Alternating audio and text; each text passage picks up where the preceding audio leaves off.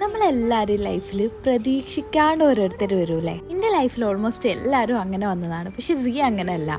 ഞാൻ കുറേ കാലം വെയിറ്റ് ചെയ്ത് എക്സൈറ്റഡ് ആയിട്ട് കാണാൻ ഭയങ്കര ആഗ്രഹം വെച്ചിട്ട് എൻ്റെ ലൈഫിലേക്ക് വന്ന ഒരാളാണ് സിയ.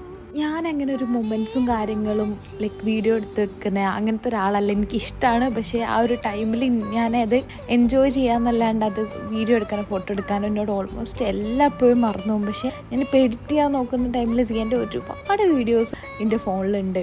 ഈ എല്ലാ വീഡിയോസിലും ഓൾ വളർന്നു വരുന്ന ആ ഒരു വലുതാവാണല്ലോ എന്ന് വിചാരിക്കും. എനിക്ക് സങ്കടമാവുന്ന സത്യം പറഞ്ഞാൽ 2 വയസ്സിൽ കൂടുതൽ അവൾ പോവണ്ടെന്നാണ് എൻ്റെ മനസ്സിലുള്ളത്. കാരണം ഈ ഒരു കുട്ടികളെയൊക്കെ മാറി അവൾ വലുതായി കഴിഞ്ഞാൽ ഇങ്ങനെ ആവുന്നൊന്നും എനിക്ക് അക്സെപ്റ്റ് ചെയ്യാൻ പറ്റുന്നില്ല. അത്രയും ആഗ്രഹിച്ചിട്ടാണ് എനിക്ക് സിയനെ കിട്ടിയത്. സോ അവൾ വലുതാവാന്ന് പറഞ്ഞാൽ എനിക്ക് അങ്ങോട്ട് അക്സെപ്റ്റ് ചെയ്യാൻ പറ്റുന്നില്ല. പക്ഷേ നമ്മൾ അക്സെപ്റ്റ് ചെയ്യണം. ഇന്നോക്ക് 2 വയസ്സാവാണ്. ഇനി അടുത്ത കൊല്ലം ഇതേ ടൈമിലൊക്കെ 3 വയസ്സാവും. പക്ഷേ ഓളെ ലൈഫിലൊക്കെ ഏതൊരു സിറ്റുവേഷനും വന്നാലും ഓളെ അമ്മയും ഉപ്പയും സിസ്റ്ററൊക്കെ കൂടെ ഉള്ള പോലെ തന്നെ ഞാനും ഓളൊപ്പരം ഉണ്ടാവും.